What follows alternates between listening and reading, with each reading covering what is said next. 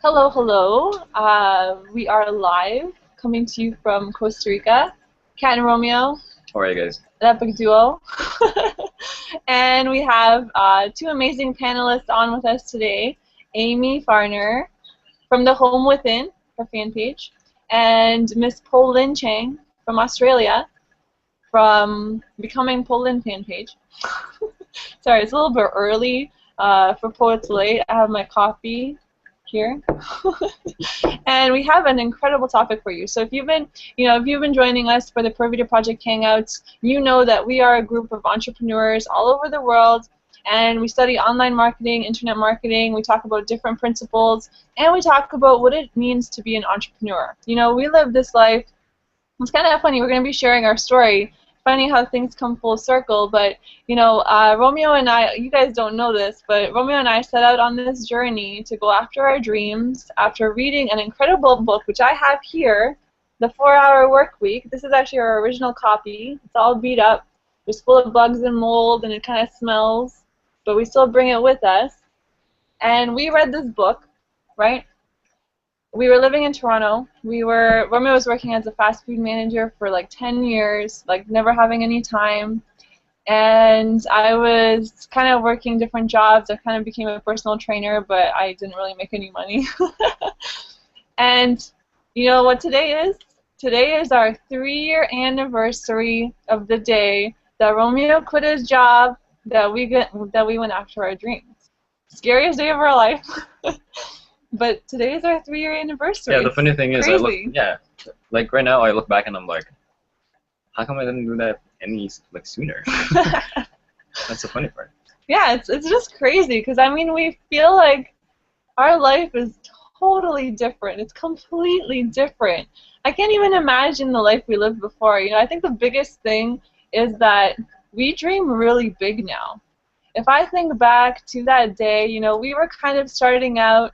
And we were like, we read this book and we're like, well, we've never met anyone that has done anything like what we sort of want to do. Everyone around us was just living their life, right, and told us to be realistic. And everyone's the same, you know. Everyone's doing the same thing, right? And everyone's like, even if we did something a little bit different than what they were doing, they'd be like, what are you doing, right? And we were always kind of the weirdos. Yeah. We always wanted weird stuff. We did weird stuff. We would still, like, you know, try different things. And we had these dreamers within us we kind of suppressed, right? So that day we quit, I'll never forget the day, right? Romeo went into work. He handed in his shirt. And it was like this terrifying moment. It was so terrifying. And you know, funny enough, we had the worst day ever.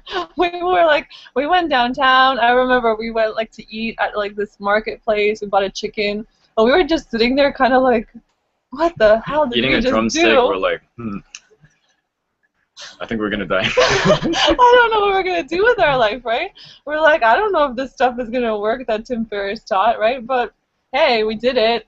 And we didn't tell anyone for like 2 weeks. I mean, at that moment, I was thinking, oh my God, this guy better not be wrong with stuff, right? Like, all those doubts kept coming into my head, right? I was like, you better be right. Like, we better make this work. Yeah, but then after a few days, like, I still kept thinking about that, right? But after a while, I was like, it just kind of like subsided, and then it would go up again, and then we kind of like, you know, coast a bit, and then it would happen again, and then it didn't stop until I actually looked back and I was like, we actually did that just over the past 2 months, just doing the stuff, just moving forward, right? Because our life had changed within 2 months from quitting our jobs. 2 months. Yeah, I mean, there was 2 weeks where we didn't tell anyone. Yeah. We didn't tell friends or family. We were just kind of like, for 2 weeks, we were just like in our condo, and we're like, what the hell are we gonna do, right? And we're like, we're gonna sell this place. And it's funny because in that moment, like, we had always worked jobs, right?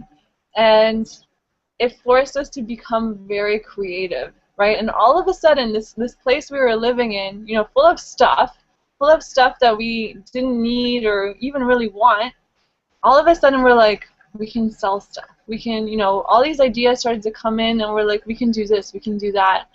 And we just kept going. And even though our family thought we were just completely psycho, like we just went on like some weird, like had a midlife crisis of some sort early. and that we were just like, giving everything up. We're like, no, like we're finally going after what we want. And it's like no one understood. We didn't have anyone to talk to. We had no one. We had no one to turn to. It was just us. And, we were both kind of going through this fear together because none of us had experienced it either. So really it was like this exciting and terrifying time because we had to just trust our gut. We had to trust Tim Ferriss. That's it. We had nothing else to rely on. No fallback, no nothing, no guarantees, no one telling us, you can do this. Nobody. It was just us. So we had a lot of, roller coaster rides after that because a lot of self-doubt would creep in constantly, constant fear. And maybe, maybe if we had someone tell us, it's fine, you'll be fine, would have been better. But No, I don't think I would have believed that person at all.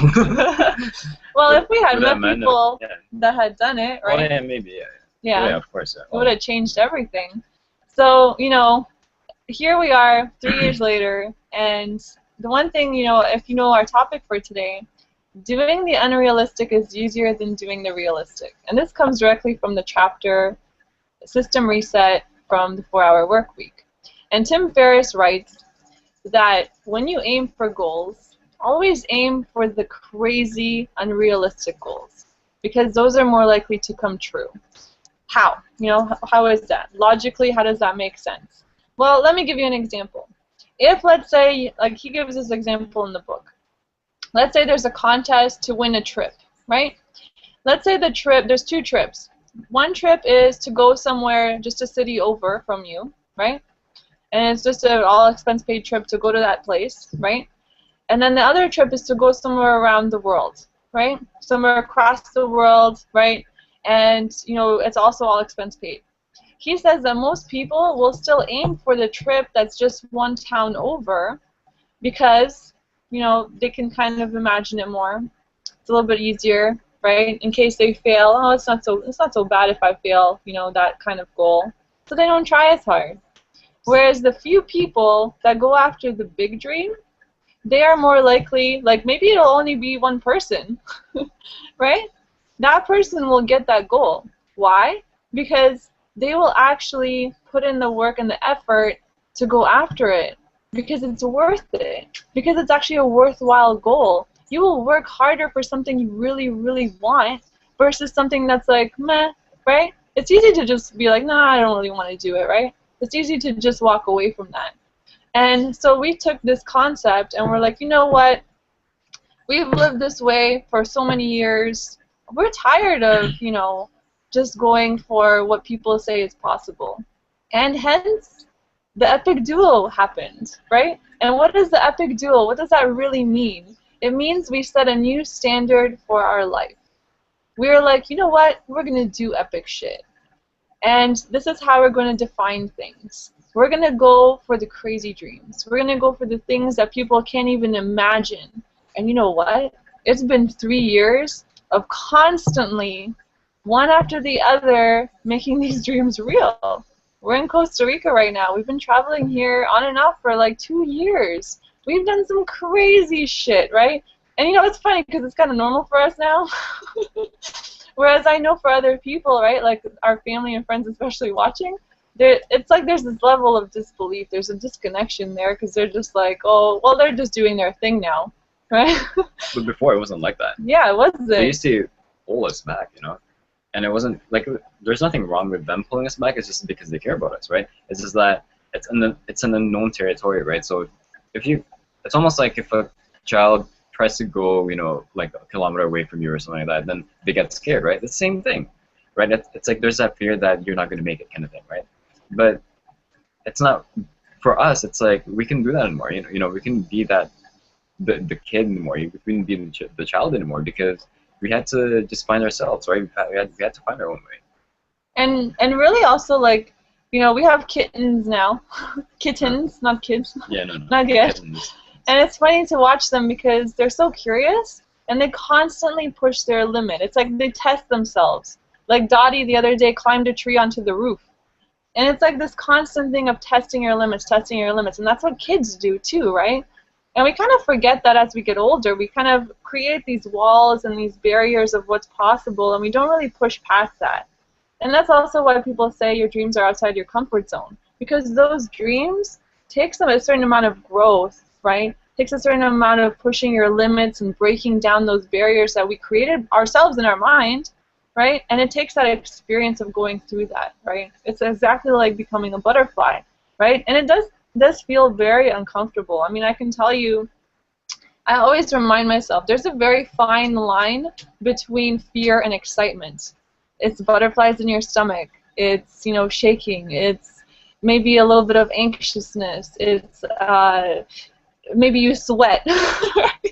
It's the same thing though. If you go on a roller coaster, how does it feel? You get filled with adrenaline. There's fear, but is that really fear? It's just excitement. And you know, it's taken us kind of this practice of constantly facing our fears and realizing and now recognizing these feelings as excitement. Because going through certain things, you start to recognize them and reframe them to be very different than what you were kind of raised to believe, right? It's not really fear. It's just that if you come to a point where you're afraid, you know, like your stomach hurts and you have that really uncomfortable feeling, it means you're on the right path, because that's exactly what's going to get you to the next goal. And every single time, you know, it's like we actually, maybe we're, you know, a little bit crazy, but we seek out these things that make us uncomfortable, and we do this constantly. We always find ourselves in situations that test us, and we love it, because that's, you know, this is the greatest way to feel alive. For years, I felt like I was waiting constantly for something, like it was just, I was just there. I was just waiting. I wasn't living. You know, I had all these regrets, and now I don't. Because no matter what happens, everything that I'm faced with, even if I just, you know, massively fuck up, which is okay, it doesn't matter, because I tested myself, because I grew, because I felt these new feelings, because it's exciting. And I know that every single moment I am living my life, mine. Nobody else's. I'm not living like how I'm expected to live by my parents, right? I'm not living the way that a society tries to like pigeonhole me. I'm living how I'm living. And sometimes I'm like, you know, that was a, you know, maybe an error, but it still gets me past it and gets me to new things. How else is it possible that we've actually, you know, we have proven this. We have proven that this works. That Tim Ferriss, what he teaches works, right? And it's pretty freaking amazing. And I know these two ladies we have on the panel, Amy and Poe, both they're both the same. They both test and push their limits. And I bet, you know, I want to hear your stories. I bet you have had people in your life try to pull you back. I bet you have had people in your life be like, you know, don't, like, why are you doing this, right? I want to bring out Amy and have you share, you know, you've had some really crazy experiences. Share. What was it like? Yeah, so I have a feeling I know where this topic came from. But yeah, you know, I've always been the one that doesn't really fit in. I've always felt like I was the dreamer, and I'd be like, yeah, let's do this, and people would be like, why don't we start with this? So I love that you said, like, setting unrealistic goals is necessary, because that's what's going to give us the oomph, give us the excitement, give us the passion to go after it. If we're setting boring goals, why would we work on them? They're boring. So I was just yesterday, someone told me that what I was doing was unrealistic just for the month of November. I'm not even talking about, you know, 3 months from now or a year from now. It was just for my goals from November. And I was told they were unrealistic, and I was like, and oh, yesterday was my 2-month anniversary of quitting my job. 2 months. And yeah, so I just kind of sat, so I'm, you know, I still have these moments, very, very, very strong moments where I'm like, what am I doing?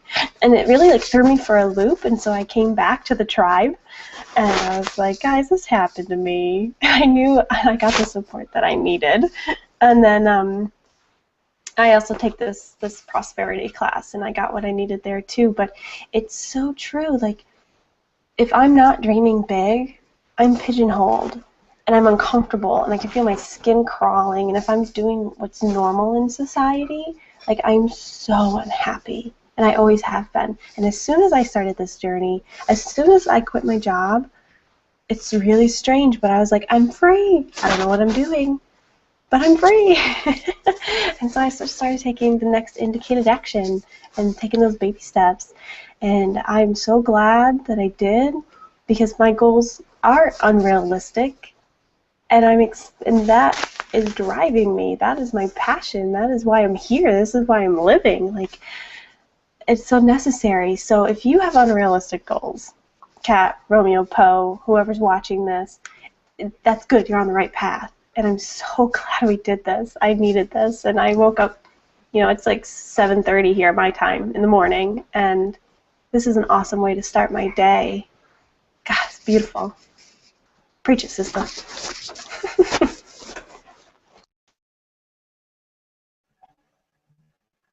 I love it. And I see, this is also what I was saying. It's like, what we have here, as a tribe, is that support, right? Is that support to be able to come to a place where people are like, come on, you of course can do this. There is no doubt that you can do this. Come on. Not trying to pull you back and be like, what are you doing, right? This is a come on kind of place. This is like a, we're doing this together. We pull you from the other direction. Yes. And we lift each other up too, because we all have bad days. We all have challenges. That's part of life. That's normal. But if you can be amongst people that are just constantly there, showing you your wins, showing you that what you are doing is incredible, then it's going to make it better for you to keep going, right? Makes it easier. And, I wish we had this when we started, right? I mean, maybe it would have been a little bit better for us to have someone say, you're not crazy, right? I mean, I was asking myself that for months. I'm like, are we just crazy? Like, did we just lose it, right? Did we just, like, completely, like sign out of society and just be like, yeah, we can't hack this, right? Because people think that way. People think it's like you almost give up. But it's this funny thing where it's totally opposite. This is where true living really starts. Because you're really living your life now, right? Everything is you. Everything is your choice, your decision. And you are, see, people act like they're in the driver's or in the passenger seat in their life, right? They're just going down a path. And I realized this. I was like, I've been living most of my life in the passenger seat.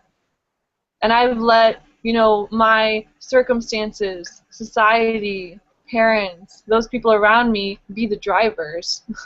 I'm just along for the ride and this is my life?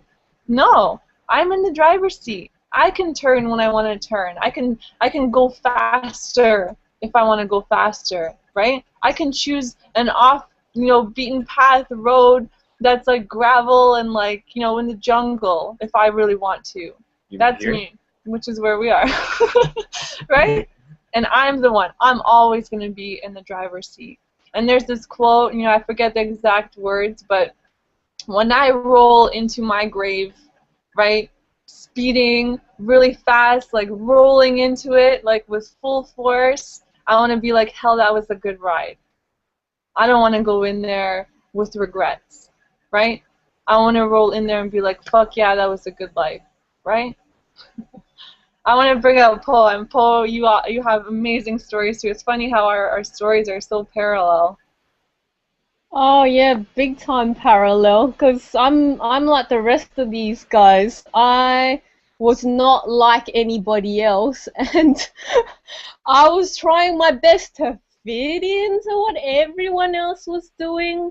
I was told that I wasn't responsible when I was young, so what did I do? I went and I decided, okay, I'll be a studious square, because that's what society appreciates, really studious, hardworking people. So I'll be like that. And then every step of the way, it felt like crap. Like, I didn't make a lot of friends. I would spend a lot of time in my room. It was just nonsense. And went to university, did the 10-year corporate job thing, again, conforming. But I'm sure for everyone listening out there, at least once in your life, you've felt the pinch like, hang on, this does not feel right. There's something about this way of living that just does not resonate. But some of us, like the ones on the Hangout today, we've actually taken it a step further and said, nah, we're listening to our gut and we're not putting up with that rubbish anymore, and we're going to live life on our own terms. And so many times I have done things that seem so unrealistic. Like, for example, when I was younger, moving to Sydney, for example, like from Perth, I had not stepped foot in Sydney ever. I just, in my mind, decided I was going to go there and it was just going to work. I was going to get a job, and it happened. For somebody else, that would be considered unrealistic. I traveled to Italy by myself to do a fashion course. Didn't know the language, didn't know anybody. That would have been considered unrealistic, but I did it anyway. And 2 years ago, I left my job and decided I was going to travel the world and go after my dreams. Yet again, another supposedly unrealistic thing. But because I kept pushing myself every step of the way with these unrealistic goals, they became realistic. They happened. They became a reality. And I keep pushing myself that way. Otherwise, yeah, you tend to just shrivel up and go into a bit of a comfort zone funk. But I'm telling you, these guys, they've done amazing stuff, and we all have. And gosh, if I tell you about my 2012, a lot of you would say, oh, that's so unrealistic. I mean, I traveled to the UK, I traveled to France, I traveled to Spain, I traveled to the US 3 times, I traveled to Canada, I traveled to Japan, I traveled Perth, Sydney, all that within 1 year. For most, that is unrealistic. Come on. You can do anything that you set your mind to, and the only limitation is what you put in your mind. But keep pushing yourself, and you'll realize all of this stuff that I can't do it, it's just BS, and it's other people around you that are giving you a lot of BS as well. And do you know what the funny thing is?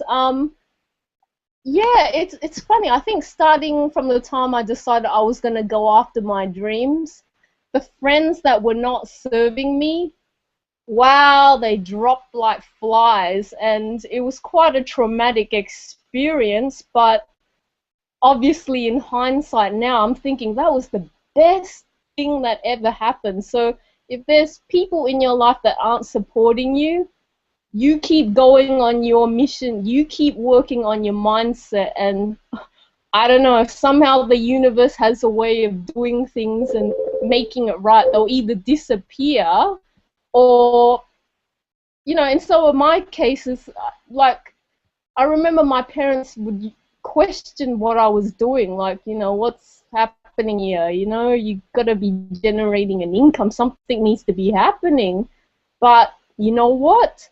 They don't question anymore, and they're ultra super supportive, and the people around me are super supportive because, I don't know, there's just a snowball effect. You keep working on your mind, you keep working on what you're doing, you keep your belief going, and wow, the people around you, they will line up to that. They have to, otherwise they're getting the boot. Period. The universe will give them a universe type turf. All right, that's my spiel for the moment. I love it. I love everything you said, Paul. And you know, also, Amy, you didn't share all the crazy stuff you've done. I won't forget. I mean, you went to help after Katrina, right? Yeah. Tell your Yeah. story. So I was in a little bubble up until my junior year of high school, and that's when I decided, I don't fit in here, and this is really uncomfortable. So 2 months into my junior year, I said, I'm going to graduate early. And the guidance office said, okay, well, you have to make up the last 2 months of all your senior classes, and then you have to take junior and senior year together with no lunch and no study halls. And I was like, all right. It sounds unrealistic to some, but I did it because I wanted out of there. Um, and then I did 3 years of college, and then I took a year off between junior and senior year. And I went down to Mississippi for 6 months after Katrina, Hurricane Katrina, and I did a lot of recovery work, and I was like this tiny little girl, like doing new roofs and putting up new drywall and carrying lumber across my shoulders by myself. Like, tell me I can't do something, I'm probably going to do it. That's how I roll. And then after that, a friend of mine and I decided that we were going to... Sorry, there's still people sleeping in my house, so that's why I'm talking like I am. But we decided that we wanted to go travel somewhere. So we literally took like school backpacks, so not normal backpacking backpacks. And I had like 6 different outfits. And we went for two months in Southeast Asia. So we traveled through Thailand, Malaysia, Cambodia. We had no plan. It was just we had a book, and we decided, once we landed in Bangkok, okay, we'll go here first, and then we'll go here, then we'll go here. Like, as we got to those places, like it was first, and I heard so many fears from people. My family sat me down and we're like, are you sure you want to do this? We're very concerned, we're very scared. And I can totally see it now, why they would have been concerned. I didn't even have travel insurance. If you're traveling, please get travel insurance. Yeah, it ended up being an incredible experience. I learned so much about myself, and I continued to come out of my comfort zone, and I continued to grab onto those little bites of life where I really felt alive, and I realized that's what I need in my life. I need more of this. So then I went back to school because I chose to finish my senior year of college. And while I was gone, one of my cross-country teammates told me that my coach said I wouldn't be back, nor to school, let alone to cross-country. So I was like, all right, tell me I'm not going to do something. So I went back to school, and I trained so hard that I ended up breaking the school record for the 5K for the women. Like, it was like, and I held that for 7 years. Like, so it's all about, it seems unrealistic because most people wouldn't go back to school once they quit for a year. I didn't quit. I took a break, and I knew I was going back, and I knew I could break that school record, and I knew I could reach these goals, even though they seemed out of the norm and unrealistic. And I just did it, and I not only did I do it, but I did it with passion and excitement for it. And let's see, what else have I done? I lived in Guatemala for 2 months. I studied one-on-one with a Spanish teacher whom I love so much, and we're still in contact. And I just went there. This time I had a backpacking backpack, so I had a few more things, and I had travel insurance, which I ended up using. Oh my gosh! But make sure you go to the bathroom when you travel. Anyway, so and it was like people were like, "What are you doing?" Like, because I worked in a computer lab at a high school, and they cut my job because there were all the budget cuts. And so I was like, all right, well, I'm going to go to Guatemala. And they're like, shouldn't you be getting a job? Don't you have to? Don't you need to? I was like, no, I don't. I don't know what else to say.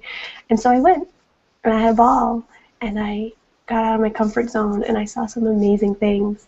And last December, I moved here to Arizona, and it was just kind of like, people were like, why are you moving again? Because I have moved several times in my adult life. And I was like, why not?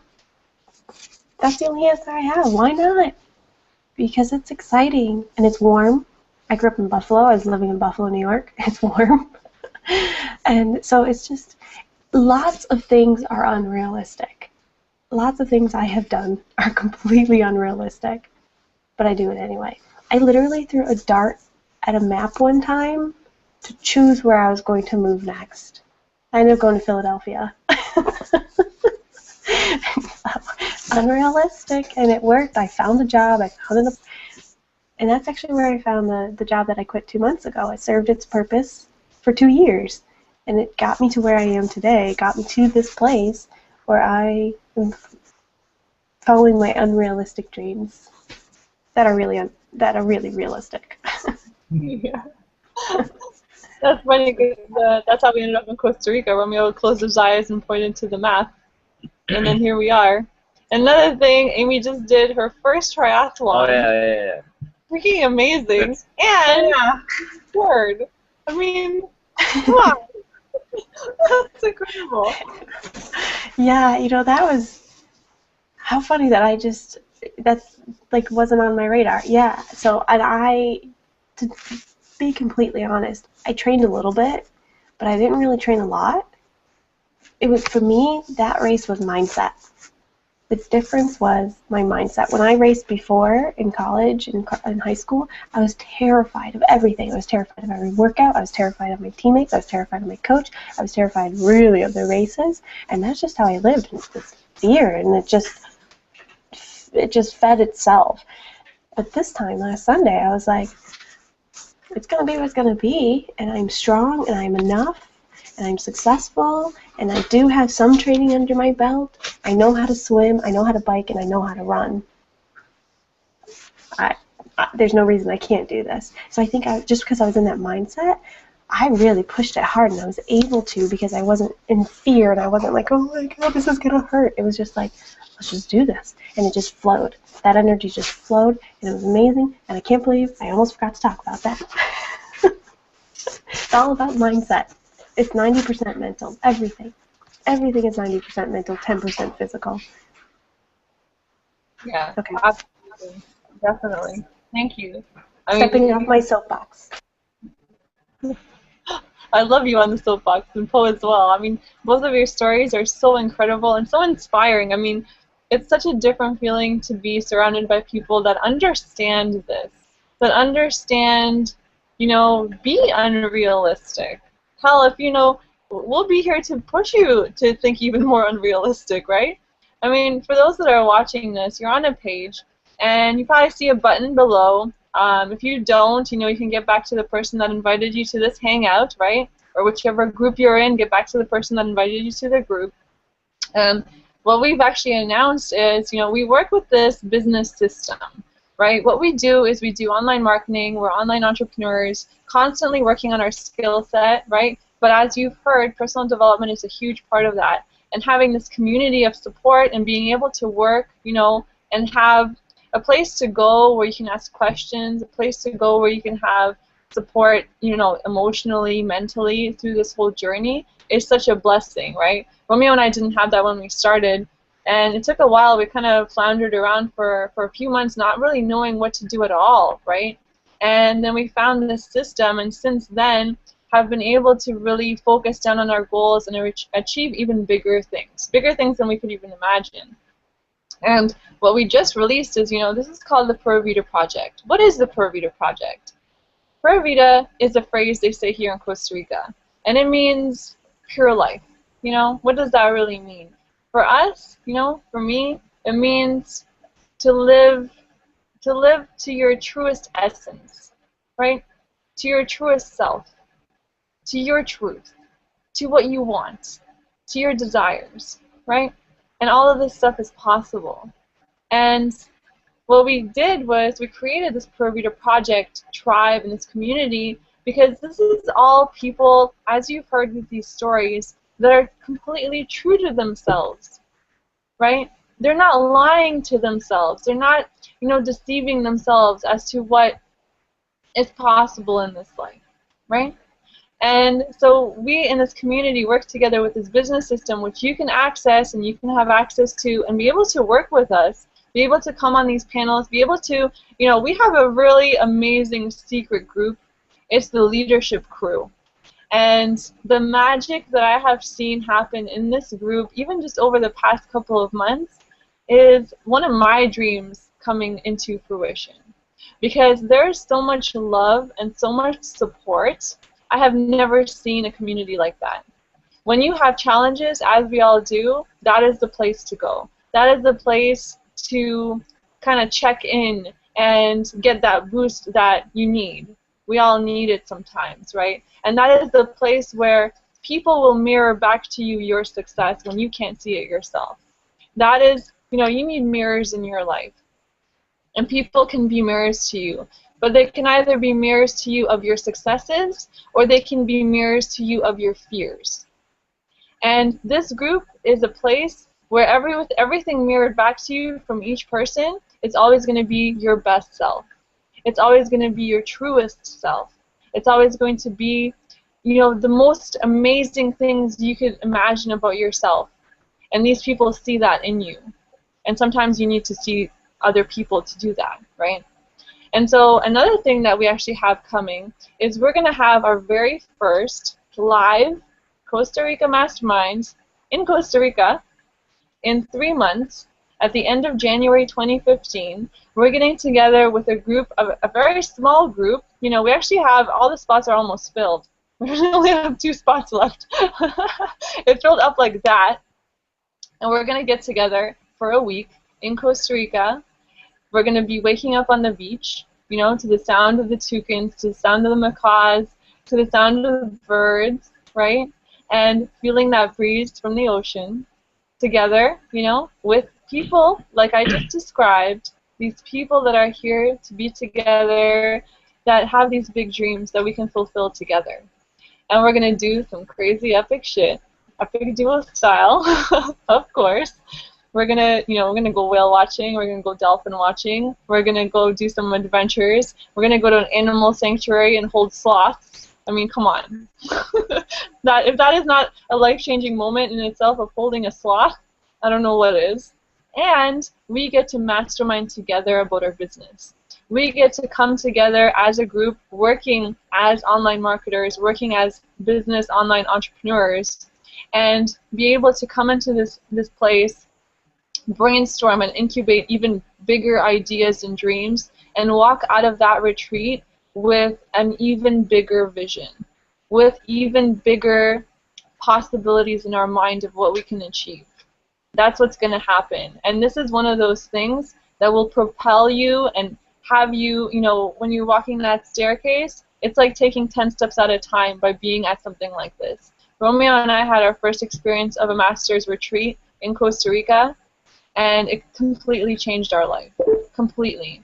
It showed us things that, you can only really, sometimes your mind can open only when you really experience certain things in real life. And going to something like that, being amongst people that have done incredible things, and having that come on kind of, mentality, it shifts you. And this is one of those experiences that will definitely shift everyone that is at this event. So if you're starting to feel those tingles in your stomach and you're like, I would really love to be a part of something like that, maybe you realize the people around you haven't supported your dreams. Maybe you're like, I would really love to have a person just say to me, I believe in you, and you can do this. You can do this. Your dream is inevitable if you just have the courage to face your dream and say yes. That's all it really takes, is just having the courage to do that. And then, being in a community like this, we pull each other along together. We uplift each other to keep going, right? And as you've seen and heard with these stories, epic shit is possible. And it just happens over and over and over again. We are far beyond the phase of just trying to believe in our dreams. We are in the phase where we have made things happen that are even bigger than what we originally imagined, right? As you saw at the beginning of this hangout, it's our 3-year anniversary of quitting our jobs. We've been job-free for 3 years. We've been doing online marketing for that long. We've had time freedom together to see each other every day, where we didn't have that for 10 years. It's not This isn't, you know, a pipe dream. This is real. This is our life, right? And as you heard from Poe and Amy, they've done incredible things consistently throughout their life that challenges the status quo. You can do the same. So I mean, if you don't look at what we're doing and click that link, I don't really understand why. Right? You can reach out to us. You can contact each one of us. You can send us a message if you want to know more, because we're real people and we're here to be here for you, to show you, to pull you along. And why is that? Do you know how amazing it is to be in a community like this? This alone was a dream of mine, to be surrounded by people that are full of positivity, full of support, full of crazy epic dreams that I could go into and be like, yeah, I'm home. You know, this is my home. And this is a dream manifest for both of us. We didn't have this before. This is why we do what we do, right? Of course, we love living our life this way, but it's really the people that we come across, the people that we get to work with, that is the greatest thing in the world. It's the greatest feeling to have this kind of support. And maybe this is what you've been looking for. So I urge you to hit the button. I urge you to contact us. I urge you to, you know, be at that master's retreat, right? Be at the mastermind in Costa Rica in 3 months. Why the hell not? Just like Amy said, why not? Ask yourself that. So thank you for tuning in. You know, we have these Pura Vida Project Live Hangouts every Thursday at 10 a.m. Eastern. Always confuses me with time zones because we're all over the world. And you can tune in and, you know, get in touch with us. Thank you for tuning in. Pura Vida. Pura Vida, guys.